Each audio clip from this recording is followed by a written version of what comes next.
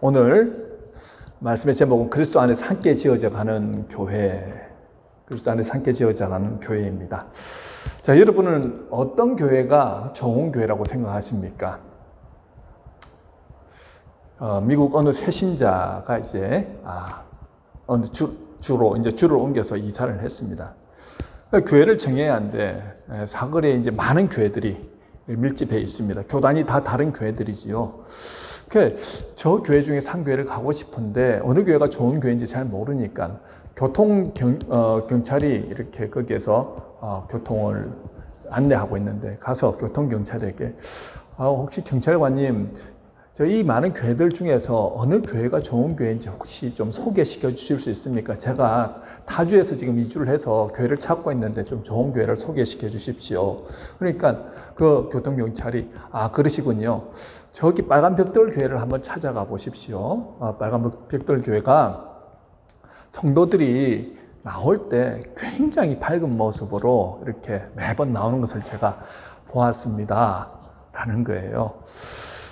자, 좋은 교회라고 하면 여러분들 뭘 먼저 생각합니까? 규모가 크다. 그러니까 사람 숫자가 많이 모인다든지, 아니면 시스템이 잘 돼 있다든지, 아니면 교육 환경이 잘 갖추어져 있다든지, 그런 것으로 생각할 수 있겠지요. 그런데 그런 면도 없지 않아 있긴 하지만, 그보다 더 중요한 것은 예배 가운데 하나님의 은혜가 흘러넘치는 교회. 그래서 그 받은 은혜에 기쁨이 넘치고, 또 그렇게 함을 통하여 내가 변화되어서 서로 어떻게 해요? 사랑함으로 그렇게 정말 행복함을 누리는 교회라고 한다면 여러분, 그런 교회가 좋은 교회 아니겠습니까? 오늘 말씀의 주제를 선포하도록 하겠습니다. 말씀 주제.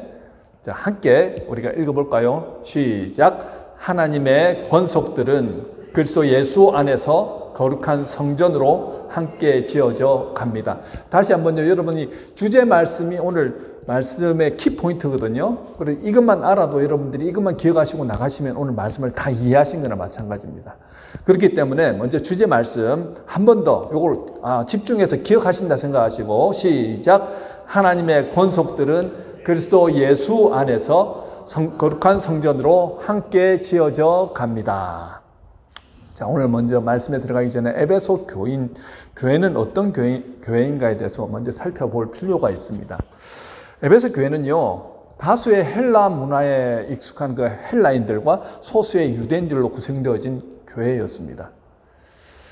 헬라의 음식이나 문화는 여전히 유대인 크리스찬들이 한 교회 안에서 헬라인들과 함께 신앙생활 하기에는 참 불편한 점이 많았습니다. 왜냐하면 유대인 크리스찬들은요, 기본적으로 모두 할례를 받았지 않습니까? 태어날 때부터, 태어난 지 8일 만에 할례를 받으니까. 그러니까 거리낌이 없어요. 그 다음에 율법을 철저하게 지키는 사람들이었습니다. 무슨 말입니까? 구별되어진 음식만 먹는다는 거죠. 하지만 에베소 교회 안에 헬라인 크리스찬들은 할례도 받지 않았고 율법에서 그 많은 음식도 거리낌 없이 그냥 아무거나 먹었다는 거예요. 굽이 갈라진 고기를 율법에서는 금기시하였는데 에베소 지역에서는 돼지고기는 그들이 즐겨 먹던 음식이었거든요.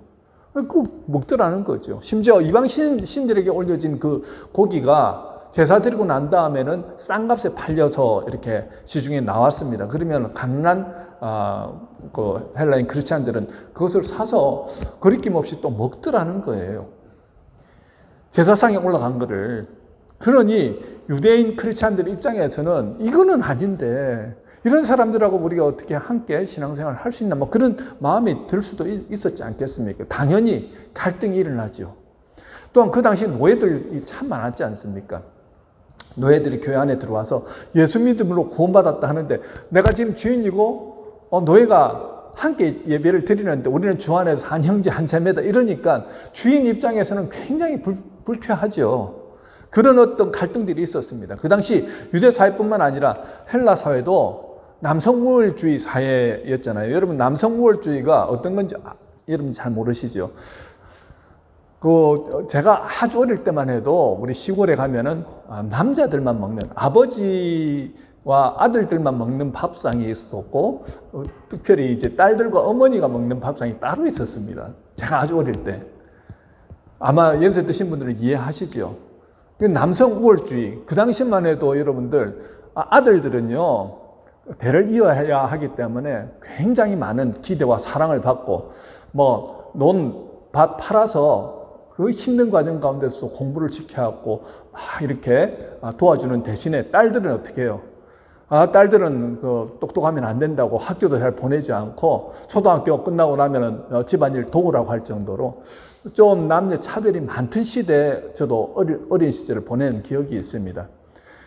그 시스템, 사회 문화가 그랬다는 거죠. 그런데 그 당시에 에베소 교회, 그 헬라 문화 가운데서도 남녀 차별이 있었습니다. 그럼에도 불구하고 예수를 믿는 우리 주 안에서 하나 된 백성들은 그런 차별이 없다는 거예요. 그러니까 그 당시에 남자들 입장에서는 상당히 불편할 수밖에 없었지요.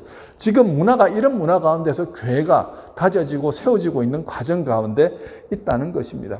그런데 예루살렘에서 이제 순회하는 복음 전도자들 중에 거짓 교사들이 있었거든요. 그들이 주장하는 건 뭐냐면 할례받지 않은 사람은 입으로 예수를 나는 믿는다 할지라도 그것만으로는 완전하지 않다는 거예요. 할례를 받아야 된다. 그리고 율법에서 가리키는 그런 음식들, 율법에서 행하라고 하는 것을 철저하게 지켜야지 하나님의 백성이 될 수 있다라고 이렇게 거짓 교사들이 가르쳤다는 거예요. 그 영향을 다 이제 이 흩어진 교회들이 받고 있었다는 거죠. 그러니까 유대인과 헬라인 사이의 갈등은 더 심각한 가운데 있었다는 것입니다. 그 당시엔 지금처럼 기독교의 신학이 확고하게 자리를 잡고 있지 않은 상태였기에 이런저런 갈등이 많았습니다. 그러한 때에 사도 바울은 에베소 교회 성도들이 어떤 사람이고 교회란 무엇인가에 대해서 분명하게 지금 말씀하고 있습니다. 여러분, 교회는 어떤 곳입니까? 교회는 이 빌딩, 건물이 아니라는 거예요. 주님의 이름으로 모인 사람들의 모임입니다.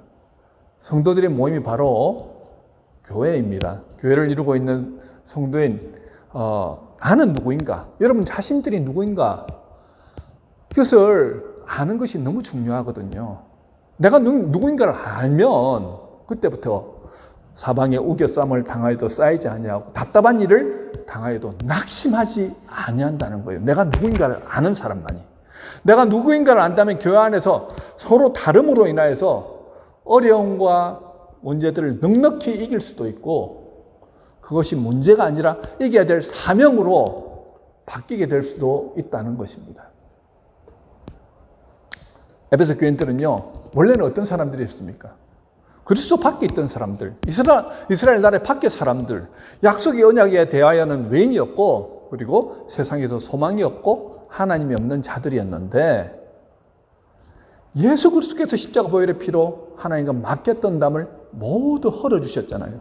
이제 이방인인 에베소 교인들도 하나님 아버지께 담대하게 나아갈 수 있는 자들이 되었다는 것입니다. 그러면서 헬라인과 유대인 사이에 막힌 담도 완전히 허물어 주시고요. 둘 사이에 평안을 얻을 수 있게 되었다라고 지금 18절까지의 말씀, 그 내용이지요. 그러면서 본문 19절에서 이제 더 이상 외인도 나그네도 아니고 성도들과 동일한 시민이요 하나님의 권속이라고 말씀하고 있습니다. 자, 이방인들도 성령이 역사하셔서 예수를 주로 믿은 사람들은 하나님이 통치하시는 하나님의 나라의 시민이 된 것입니다. 하나님 나라의 시민이 된다는 것은요, 하나님의 통치와 무엇보다도 하나님의 보호를 받는 사람이 되었다는 거예요. 또한 하나님의 권속이라고 말씀하지 않습니까? 권속. 이 말이 뭐냐면요, 헬라어로 오이케이오스로서 가족 구성원, 가까운 친족, 형제 관계에 있는 구성원들을 의미합니다. 쉽게 얘기하면 한 가족이 되었다는 거예요. 하나님의 가족. 예수 그리스도의 십자가 보혈로 인해서 예수를 믿는 모든 사람들은 하나님의 자녀가 되는 권세를 주신 것입니다. 로마서 8장 14절 15절에 뭐라고 말씀합니까? 무릇 하나님의 영으로 인도함을 받는 사람은 곧 하나님의 아들이라. 너희는 다시 무수하는 종의 영을 받지 아니하고 양자의 영을 받았으므로 우리가 아빠 아버지라 부르짖느니라 하고 말씀하지요. 이제 더 이상 예수 믿는 사람은 종이 아니라 하나님의 아들, 딸로 입양시켜 주셨고요. 하나님의 자녀로서 하나님의 사랑과 보호 가운데 있게 되었다는 것입니다. 사도 바울은요, 교회를 그저 뭐 종교 모임 정도가 아니라 가족 공동체, 하나님 나라의 공동체로 지금 말씀하고 있습니다. 자, 우리 새생명교회는 그러면 어떤 곳입니까? 우리 모두 가족이라는 거예요. 우리 혈관에는 똑같은 피가 흐르고 있습니다. 무슨 피일까요? 바로 예수 보혈이죠. 여러분들은 제 부모님이고 형님, 누님들이시고요. 그리고 아우들, 누이 동생들이십니다. 우리 모두가 그렇게 여기 새생명교회로 불려왔습니다. 우리 모두 하늘 가족으로 부르심 받은 자들이라는 거예요. 옆에 계신 분들에게 이렇게 인사하십시오. 한번 보실까요? 우리는 하늘 가족입니다. 예수 이름으로 사랑합니다. 자, 이렇게 말은 하였지만 사실 서로 다른 환경에서 자라고 다른 교육을 받고 피를 나누지 않은 사람들이 교회 등록했다고 과연 하나님 안에서 한 형제 자매가 될 수 있을까요? 말로는 형제님 자매님 하지만 실제로 우리 교인들 중에서 누가 어려운 일이 생기면 내 형제 자매처럼 그렇게 간절하게 기도하며 내 형제 자매에게 대하듯 그런 마음으로 대하고 도와줄 수 있느냐 하는 것입니다. 그런데 사도 바울은요, 그 일이 예수 안에 있으면 가능하게 된다라고 말하고 있습니다. 본문 20절에 보실까요? 너희는 사도들과 선지자들의 터 위에 세우심을 입은 자라. 그래서 예수께서 친히 모퉁이 돌이 되셨느니라. 자, 교회가 세워질 때 예수님의 제자들과 바울은요, 부활하신 그리스도에 의해서 위임받은 특별한 권위를 가지고 복음을 전파하고 교회를 세워나간 사람들이죠. 예수님이 그들의 권위를 주셨다는 것입니다. 그래서 성경은 그들을 뭐라고 말합니까? 사도라고 말합니다. 그리고 여기서 선지자는요, 모세나 엘리야, 예레미야처럼 구약의 선지자를 말한 게 아니고 신약 교회를 세워나갈 때 특별한 연의 은사를 받았던 그런 사람들이죠. 사도행전 11장 28절에 보면 여기 보시죠. 아가보라 하는 사람이 이제 흉년이 들 것이라고 예언하였는데 글라우디오 황제 때 큰 흉년이 들었습니다. 그는 선지자로서 하나님의 음성을 듣고 예언하는 선지자 역할을 감당하였습니다. 또 사도행전 13장 1절에 안디옥 교회 리더들에 대해서 얘기를 하는데요. 안디옥 교회 선지자들과 교사들이 있으니 곧 바나바와 니게르라 하는 시므온과 구레네 사람 루기오와 분봉왕 헤롯의 젖동생 마나엔과 및 사울이라고 말씀하죠. 즉 안디옥 교회에서 선지자는 성령의 말씀하심을 듣고 예언하고 가르치는 사람들이었다는 거죠. 이들의 공통점이 무엇입니까? 모퉁이 돌 대신 예수님과 딱 붙어 있는 사람들입니다. 기준이 누구라고요? 예수 그리스도시더라는 거죠. 오늘 그 중심에 예수 그리스도가 모퉁이 돌이 되셨다라고 말씀하고 있습니다. 자, 여기에서 이스라엘이 어떻게 건물을 지어 나가는가에 대해서 우리는 좀 알 필요가 있어요. 우리가 짓는 건물을 짓는 형태와 다르게 이제 건물이 지어 나가거든요. 우리는 보통 집을 지을 때 어떻게 합니까? 기둥을 세우고 대들보를 얹어서 집을 짓습니다. 근데 이스라엘에서 집을 지을 때는요, 보이시죠? 한번 보시죠. 예, 벽돌을 쌓듯이 이렇게 돌을 연결해서 집을 짓습니다. 먼저 큰 모퉁이 돌을 놓고 그것을 중심으로 옆으로 위로 벽돌을 연결해서 나갑니다. 그래서 모퉁이 돌이 흔들리거나 무너지면 중심이 무너져서 건물 자체가 붕괴될 수 있다는 것이죠. 자, 예수님이 모퉁이 돌이 되어주셔서 기준이 됩니다. 그 돌을 기준으로 돌들을 연결해서 지어지는 것이 뭐라고요? 교회라는 거예요. 예수님이 중심이 된다는 거예요. 21절에서 그 안에서 건물마다 서로 연결하여 주 안에서 성전이 되어가고 라고 얘기를 합니다. 자, 모퉁이 돌의 의미는 두 가지입니다. 첫 번째는요, 기준입니다. 기준. 즉, 기초돌이라는 거죠. 또 한 가지는 좌우 방향을 연결하는 연결돌이라는 의미도 있습니다. 모퉁이 돌을 통해서 서로가 연결이 되어진다는 거예요. 우리가 우리끼리 서로 연결해가지고 친한 관계를 만들어서 연결되어지는 게 아니고 우리 중심에 누가 있다고요? 예수님이 있기 때문에 예수님 때문에 서로 연결되어진다는 것입니다. 여러분, 건물마다 서로 연결하여 라는 의미는요, 퍼즐의 조각들을 맞추어서 하나를 완성하는 것과 같습니다.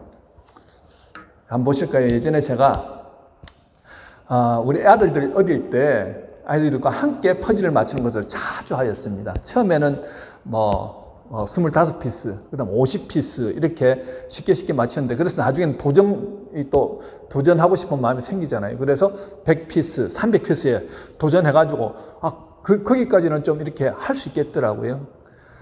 그래서 그럼 우리 1000피스에 한번 도전해보자. 그래, 아내와 우리 두 아이들과 함께 1000피스에 도전했던 모습입니다. 보이시죠? 그때 우리가 도전했던 게 레오나르도 다빈치의 최후의 만찬이었습니다. 온 가족이 다 달라붙었지만 정말 한 조각 한 조각 붙여보고 떼고 얼마나 시간이 많이 걸리고 힘들었던지요. 결국은 아이들과 저는 두 손 두 발 다 들고 모르겠다 했는데 포기하지 않고 끝까지 남아서 그것을 맞추는 한 사람, 제 아내가 끝까지 남아가지고 그걸 다 맞추었습니다. 그러면서 제가 한 가지 깨달은 게 있습니다. 퍼즐을 맞추기 전에는요, 도무지 이것을 어떻게 맞춰야 할지 방법이 보이지 않더라는 거예요. 그런데 기준되는 그 그림을 보면서, 우리 기준되는 최후의 만찬이라는 그림 있잖아요. 그걸 딱 놔놓고 그것을 보면서 한 조각 한 조각 맞추다 보니 시간은 오래 걸렸지만 결국은 맞추어지더라는 거죠.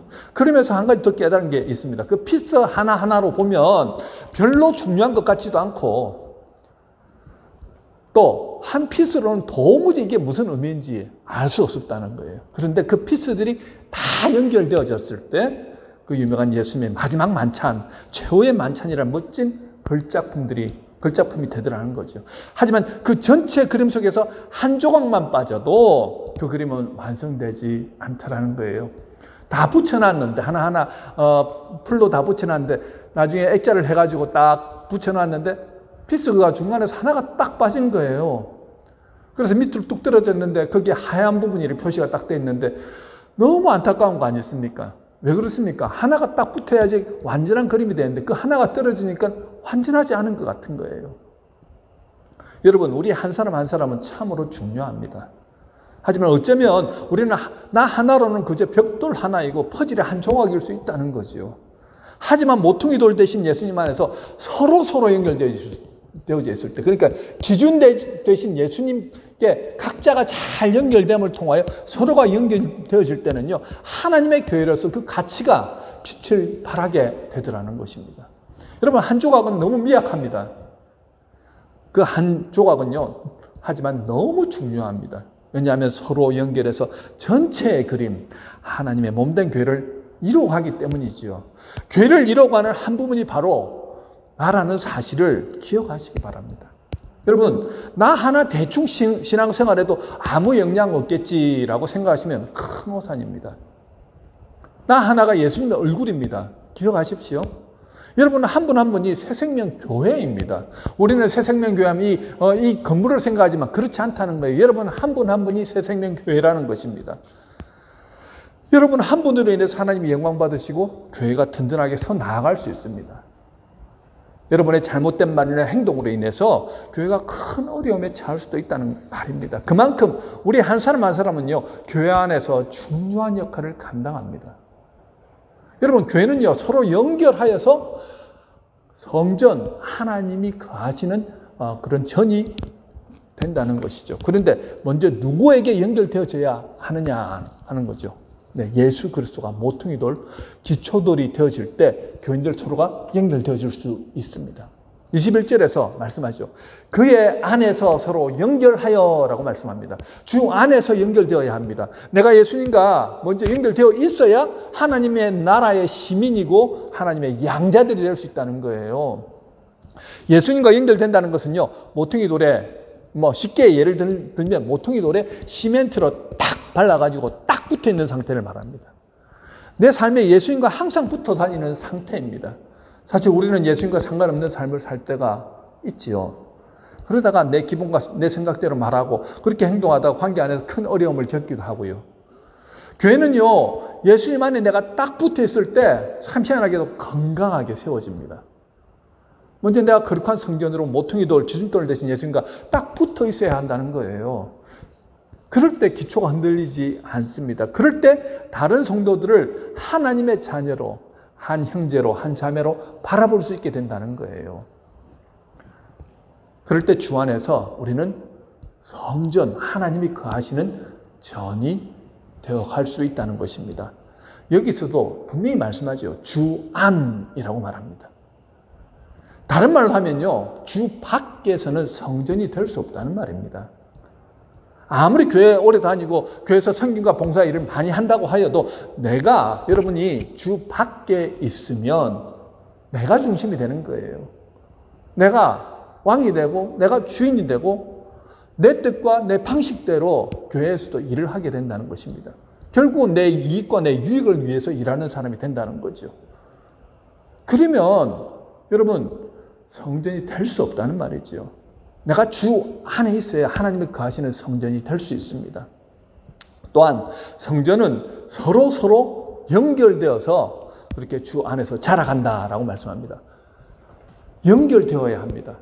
여기서 성전이 되어가고라는 단어는요, 아욱사노인데 자라나게 하다라는 뜻입니다.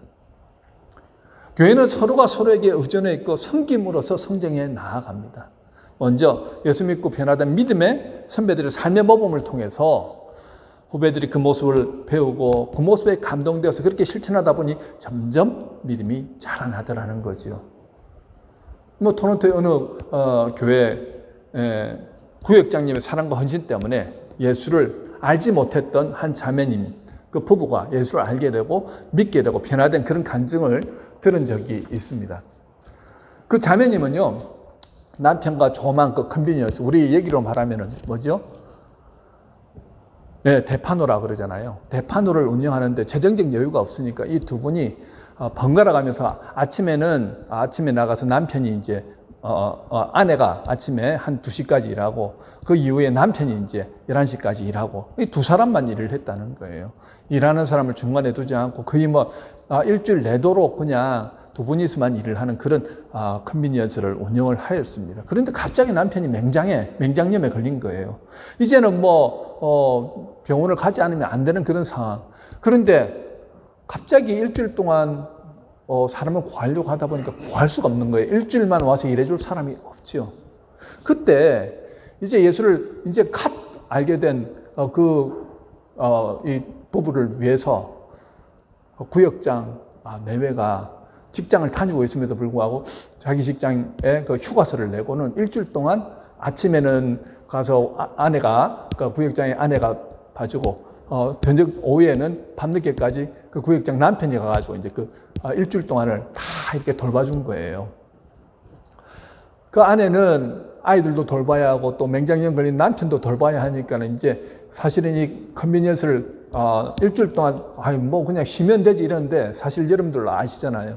일주일 동안 컨비니언스를 쉬면 단골이 다 떨어지고 정말 사업자에 큰 어려움이 온다는 걸 알기 때문에 이러지도 저러지도 못한 상태였는데 그 구역장님들이 자신의 귀한 시간을 내어가지고 그걸 이렇게 도와주는 그 모습을 보면서 아니 왜 이런 것까지 이렇게까지 도와주시나 그런 생각을 했다는 거예요.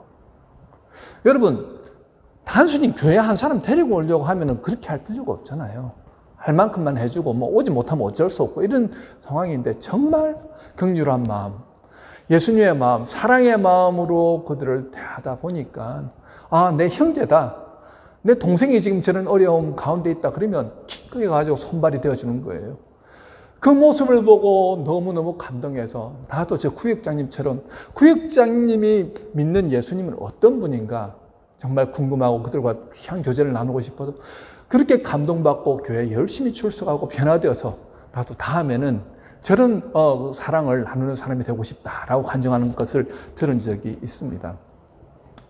여러분, 결국 변화는요, 모퉁이돌 대신 예수님을 만남을 통하여 먼저 변화되어진 그 작은 예수들을 통해서 변화는 일어난다는 것입니다. 한 사람의 작은 예수가 사랑하고 섬기는 그 모습을 통해서 연결되어진 다른 성도들도요, 감동받고 변화를 받아서 어떻게 해요? 작은 예수가 되더라는 거죠. 사실 우리가 가르침을 통해서 예수님을 아는 것도 있지만요, 그것보다 더 큰 것은 섬김을 통하여, 사랑함을 통하여, 희생함을 통하여 그것을 느낀 성도들이 그렇게 변화가 일어나더라는 것입니다. 여러분, 그런 교회는요, 날마다 주 안에서 성전으로, 하나님이 거하시는 전으로 이렇게 자라나게 된다는 거예요. 여러분, 그래서 예수님 안에 딱 붙어 있는 성도들을 통해서 뿌리가 자라고 줄기가 자라서 30배, 60배, 100배 열매를 맺는 그런 성전이 된다는 것이죠. 본문 22절에서 너희도 성령 안에서 하나님이 가실 처소가 되기 위하여 그리스도 예수 안에서 함께 지어져 가느니라 고 말씀합니다. 사도행전을 보면요, 안디옥 교회가 나오잖아요. 그곳에 리더격이었던 사람 두 사람 말을 하면 여러분 기억하시죠? 누굽니까? 사도 바울과 바나바. 이 사람들은 그 교회를 개척했다시피 한 사람들이기 때문에 굉장히 중요한 리더였는데요. 이 두 사람이 자기들이 앞으로 이 이방 교회를 위해 가지고 복음을 전할 선교사로 나가겠다 했을 때 우리 교회도 중요하잖아요. 우리 교회 중요한 리더들이고 얼마나 헌신되고 열심히 말씀 가르치는 두 사람이 지금 빠지겠다 그러는데 그 교회 안에서 그러면 안 되지. 그건 아닌 것 같아라고 생각하는 사람들이 왜 없겠습니까? 그럼에도 불구하고 성경에 보니까요, 반대했다는 말이 나오지 않습니다. 반대가 나올 만한데 왜 반대가 나오지 않았을까요? 그들은요, 성령 안에서 그 일을 했기 때문입니다. 어떤 일을 할 때요, 성령 안에서 일을 하면 문제가 될 만한 일임에도 불구하고 문제가 되지 않습니다. 그런데 성령 안에서 하지 않으면 문제되지 않을 일도 문제가 되더라는 거예요. 철로 역정이라는 아주 기독교 역사에서 아주 유명하면서 중요한 그런 책이죠. 그 작가가 누굽니까? 존 버년 아닙니까? 존 버년 이분은 목사인데요. 영국 국왕의 명을 어긴 죄로 감옥에 갇혔던 적이 있습니다. 어느 날 교도소장이요, 이 버년 목사님에게 이제 긍휼한 마음이 들어서 어떻게 하면 이분을 좀 편안하게 해드릴까 싶어서 목사님, 제가 기회를 드릴 테니까 잠시 나가셔서 우리 가족들을 좀 만나고 좀 쉬시다가 들어오십시오. 이 교도소장이니까 그런 권한이 있잖아요. 그 호의에 감사해서 그러시냐고. 그래, 존 목사님이 이제 나가는 거예요. 나갔다가 얼마 되지 않아서 금방 돌아왔습니다. 그래서 교도소장이 묻습니다. 왜 돌아오셨습니까? 그러니까 당신의 호의는 감사한데요, 성령이 인도하시는 길이 아닌 것 같아서 돌아왔습니다 라는 거예요. 그때 교도소장이 속으로 성령이 보이나? 사람이 호의를 베풀었으면 받으면 되지 뭐 그리 잘났다고 하면서 다음부터는 내가 이런 호의를 베푸나 봐라 이런 마음이 들었다는 거예요. 그런데 놀랍게도 1시간 후에 국왕이 직접 감옥을 시찰하러 왔다는 것입니다. 특별히 존 버년 목사가 지금 있는지 없는지를 보기 위해서 왔다는 거예요. 그래서 왕이 이제 왔다가 돌아가고 난 다음에 교도소장이 깜짝 놀라서 존 버년 목사에게 이렇게 말하였다는 겁니다. 목사님이 성령의 인도하심을 따라 행동하셨기에 목사님도 살고 나도 살았습니다.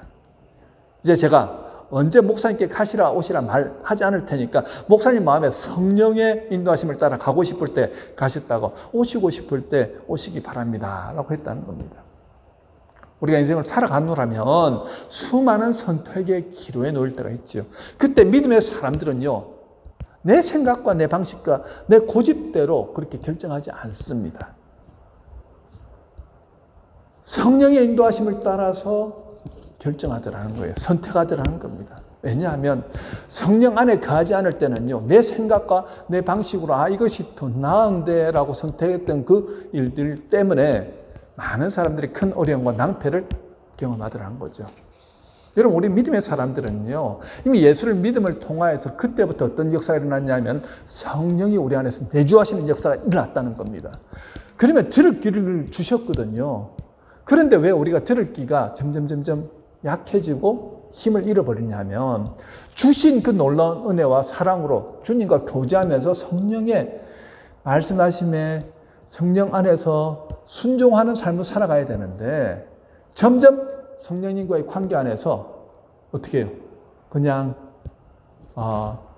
그것을 모르세 아니면은 바쁜 일상 가운데서 그런 시간을 갖지 못하고 그 음성을 나도 모르게 무시하다 보니까 점점 어떻게 해요? 귀가 약해지더라는 거예요. 듣지 못하더라는 것입니다. 평소 삶에서 성령 안에 살지 않으면요, 성령의 인도하심을 아무리 인도하셔도 듣지 못한다는 거예요. 그러면 어떻게 하면 우리가 들을 수 있느냐 하는 겁니다. 여러분들 그런 고민 안 해보셨습니까? 나도 좀 들리면 좋겠는데 어떻게 하는지 잘 모르겠어요. 여러분 그런 고민이 생기시죠? 제가 쉬운 방법 하나 가르쳐 드리겠습니다. 저는 매일 새벽에 나와서 하나님 앞에 기도할 때 가장 먼저 기도하는 게 그것입니다. 주님, 나는 이 십자가 뒤에 부분에 있는 십자가를 바라보면서 주님, 제가 저 십자가에 달려 있습니다. 이제 저희 정욕과 저희 생각과 저희 의지와 저희 계획을 다 저 십자가에 못 박습니다 하면서 정말 제가 십자가에 못 박히는 마음으로 그렇게 딱 고백을 하고 하나님 앞에 기도합니다. 이제는 내 안에 주님이 내 삶의 왕이십니다. 주인이십니다. 나는 주님만 따라가겠습니다. 그렇게 각오하고 결단하며 하루를 시작합니다. 참 희한한 일은요, 그렇게 내가 각오하고 결단하고 살아나가잖아요. 그러면은 막 마음 가운데 여러 가지 생각들이 올 수 있잖아요. 누군가에 대한 미워하는 마음들, 또 여러 가지 일들로 인하여서 갈등이 생기고 어려움이 생기고 무엇을 해야 될지 알지 못하고 이럴 때 나는 죽었습니다라는 그 한마디, 그 아침의 고백이 계속해서 연장이 되는 것입니다. 성령의 인도하심을 따라가다 보니까요, 놀랍게도 내 마음 가운데 뭐가 있는 줄 아십니까? 평화가 임하더라는 거죠. 그리고 잠잠하라, 내가 너와 함께 한다 라는 그 분명한 확신과 인도하심을 받으니까요, 그저 어떤 어려움이 있어도 그냥 자연스럽게 넘어가는 거예요. 그리고 하나님께서 인도하신 그 말씀에 순종하며 따라가다 보니까 그때그때마다 한 걸음씩 갈 때 길이 열리더라는 것입니다. 우리는 내 생각과 내 방법, 세상의 방식을 동원하여서 이거 아니면 안 될까 하면서 전전긍긍하면서 달려가다가 성령의 인도하심을 받지 못하고 잘못된 길로 가서 잘못된 선택으로 넘어지는 경우들이 얼마나 많습니까? 안디옥 교회 교인들이요, 한 사람 한 사람 성령 안에서 날마다 자신을 십자가에 못 박고 성령의 음성에 귀를 기울이는 삶을 사니까 어떻게 해요? 내 생각이 나가는 게 아니고 성령 안에서 하나가 되더라는 거죠. 기꺼이 바울과 바나바를 이방인을 위한 선교사로 파송하고 선교비를 보내주고 그런 마음으로 되더라는 것입니다. 여러분, 성령이 말씀하실 때 순종하는 교회는요, 갈등이 역사할 수 없는 영적으로 튼튼한 교회가 되더라는 거예요. 여러분, 좋은 교회를 원하시잖아요. 그러면은 내가 주님과의 관계가 어떻게 되어 있는가를 바라보시면 나 한 사람으로 인해 교회가 든든하게 세워지고 좋은 교회가 된다는 것입니다. 성령께서 이끄시는 교회, 성령께서 역사하시는 교회, 성령에 이끌려서 움직이는 교회가 참된 교회인 줄 믿습니다. 우리는 모두 불완전하지 않습니까? 하지만 성령이 말씀하신 대로 쫓아가겠다는 마음으로 하나가 될 때 교회는 하나님이 거하실 처소가 됩니다. 하나님이 거하실 처소가 되기 위하여 예수 안에서 함께 지어져 가느니라고 말씀합니다. 사도 바울은요, 성전을 건축하는 모습과 교회를 세우는 모습을 이렇게 비교하고 있습니다. 그것을 성전을 세우는 모습과 교회를 세우는 모습이 매우 유사하기 때문입니다. 열왕기상 6장 7절에 보면요, 솔로몬이 성전을 건축할 때 그때 모습이 소개되고 있습니다. 6장 7절 한번 보실까요? 이 성전은 건축할 때 돌을 그 뜨는 곳에서 다듬고 가져가다가 건축하였으므로 건축하는 동안에 성전 속에서는 방망이나 도끼나 모든 철 연장 소리가 들리지 아니하였으며, 자, 성전을 건축하는 동안 연장 소리가 들리지 않았다는 것입니다. 먼저 채석장에서 돌을 뜨고 그거를 채석장에서 다 다듬었다는 거예요. 그 다듬은 돌을 성전으로 옮겨서 모퉁이 돌을 기준으로 해가지고 하나씩 연결해 나가는 것이 성전 건축의 과정이었다는 것입니다. 미리 다듬어서 가져왔기 때문에 어떤 방망이나 도끼나 철연장 소리가 전혀 들리지 않았다는 거예요. 성전 건축하는 과정 가운데 지금처럼 여기서 막 옆에 아파트를 짓는데 제가 사무실에 있으면요, 쾅쾅 하면서 얼마나 시끄러운지 모릅니다. 그런데 그 큰 성전을 짓는데 철 연장 소리, 시끄러운 소리가 하나도 들리지 않았다는 거예요. 여러분, 교회는 싸우는 소리, 비방하는 소리, 시끄러운 소리가 들리지 않아야 합니다. 다듬는 것은요, 어디에서요? 채석장에서 다 다듬습니다. 본문에서 나오죠. 거룩한 하나님의 전이 되기 위해서는 성령 안에 있을 때 누가 다듬으신다고요? 성령 하나님이 다듬으신다는 겁니다. 내 안에 모난 부분, 파인 부분, 거친 부분을 성령께서 직접 직접 다듬어 주셔야 거룩한 하나님의 성전의 한 부분이 될 수 있다는 거예요. 이렇게 한 분 한 분의 성령의 다듬으심을 받고 그리스도 안에서 모퉁이 돌 대신 주님께 연결되어질 때 교회는 함께 지어져 가게 됩니다. 여러분, 함께 지어져 가느니라고 말씀하죠. 완성된 것이 아니라는 거예요. 언제까지 지어져 갑니까? 예수님이 재림하시고 이 땅에 지상 천국이 이루어지고 우리가 천국에 가는 그날까지 어떻게 해요? 우리는 계속해서 함께 지어져 가게 됩니다. 나 홀로 여러분 거룩한 성령이 될 수 없습니다. 인터넷으로 그냥 나는 오늘 주일 예배 본 것으로 나는 거룩한 성령이 되어 간다라고 생각하면 큰 오산입니다. 서로 나와서 연결되다 보니 어떻습니까? 속도 상하고 아픔도 주고받고 그러면서 성령께서 그렇게 함을 통하여 나의 고집도 자아도 연약함도 부족함도 거짓됨도 깎아 나가시면서 먼저 나를 어떻게 해요? 거룩한 성전으로 다듬어 가시고 그렇게 다듬어진 한 사람 한 사람이 거룩한 하나님의 처소가 되어서 예수 안에서 공동체를 이루면서 함께 지어져 나아가는 그 교회가 바로 어떤 교회예요? 좋은 교회, 하나님 가시는 교회라는 거예요. 여러분, 우리 서로를 바라보시면서 여러분 어떤 생각이 드십니까? 한번 바라보세요. 서로 한번 바라보세요. 아직 공사 중이십니다. 한번 말씀해 주십니다. 아직 공사 중이십니다. 여러분, 아직 공사 중인 거예요. 여러분, 교회 안에 어떤 성도로 인해서 마음 상하고 화가 나고 저 사람 때문에 교회 나오기 싫은 그런 마음이 생기십니까? 그러면 그분도 지금 성령님께서 어떻게 해요? 공사하고 계시다 생각하시면 맞습니다. 그분을 통해서 성령님은 나를 공사하시고 계십니다. 그분을 통해서 성령님이 나를 공사하신다는 거예요. 우리 주제 말씀 마지막으로 한번 선언하도록 하겠습니다. 시작. 하나님의 권속들은 그리스도 예수 안에서 거룩한 성전으로 함께 지어져 갑니다. 아멘. 서로가 지금 거룩한 성전으로 부대끼면서 공사 중에 있습니다. 그렇게 신앙 안에 서로를 이해하고 격려하며 나가야 합니다. 함께 성장하고 함께 자라서 목표는 어디까지요? 예수님의 인격과 성품에 이르기까지 우리는 계속해서 깎아 나가고 다듬어져 나가고 그렇게 함을 통하여 진정한 예수님의 형상이 우리 안에서 흘러나올 것입니다. 이렇게 예수님을 닮아가시는 저와 여러분, 좋은 교회가 되시길 주님의 이름으로 축원합니다.